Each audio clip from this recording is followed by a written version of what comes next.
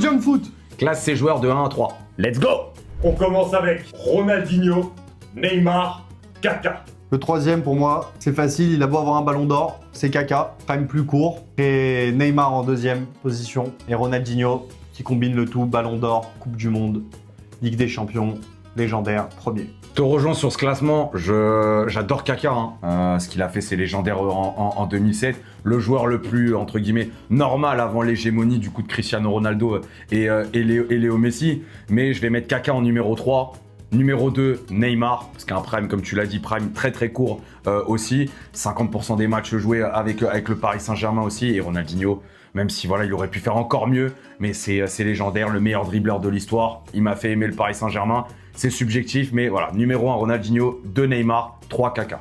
Cole Palmer, Florian Wirtz, Jamal Musiala. Je vais mettre numéro 3, Cole Palmer, même si voilà, ce qu'il a fait aussi contre le Paris Saint-Germain, c'est incroyable. Sur les gros matchs en finale, il est toujours décisif, mais il est inconstant. Et puis c'est encore le début de sa carrière. Je pense qu'on pourra le juger encore plus dans 2-3 ans. Mais pour moi, c'est encore trop tôt pour pouvoir le mettre plus haut par rapport aux deux autres. Donc je vais mettre Musiala en numéro 2, même si sur ce qu'il fait du côté du Bayern, c'est incroyable. Mais pour moi, il y a plus de continuité de la part de Florian Wirtz, ce qu'il fait aussi du côté du Bayer Leverkusen avec un effectif moindre que ce qu'avait Jamal Musiala. Donc je mets Musiala en numéro 2 et numéro 1, Florian Wirtz, en attendant ce qu'il va faire du côté de Liverpool. Mais déjà, ce qu'il a fait, c'est légendaire. C'est vrai qu'on a eu la finale de Coupe du Monde des clubs récemment. Mais moi, je suis un homme d'instant et pour ça, je vais mettre derrière Musiala en 3e position. En plus, il sera blessé pendant 6 mois, donc je prends un peu moins de risques parce que je vais laisser les deux autres devant prouver des choses pendant la saison qui arrive. Avec culture de l'instant, Cole Palmer, second. Et en première position, je mets Florian Wirtz parce que oui, il le fait en Bundesliga et il a un niveau exceptionnel.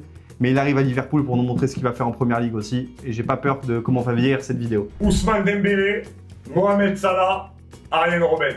C'est difficile ce qui va se passer là tout de suite, mais je vais mettre Arjen Robben 3e.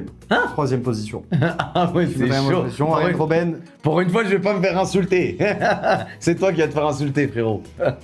Pour moi, Ousmane Dembélé va avoir un ballon d'or cette saison. Pour moi, pour ça, il sera pas 3e de ce classement avec 2 non-ballons d'or. Et en premier, j'ai Mohamed Salah, légende de Première Ligue. Et je garde Mohamed Salah en première position. Alors, t'es un malade, toi, de mettre... j'adore Ousmanito, mais même s'il va prendre un ballon d'or, ce que fait Robben, sincèrement, j'adore Robben, j'adore Et Robben. Ousmane Dembélé, on est obligé de le mettre en 3e. Malheureusement, il a juste une saison prime. On peut pas, il y a encore une saison, 6 mois prime, donc on peut pas. Je suis désolé, donc Ousmane Dembélé 3e, malgré qu'il va prendre son ballon d'or cette année, c'est totalement justifié, il n'y a pas de problème là-dessus. En 2e,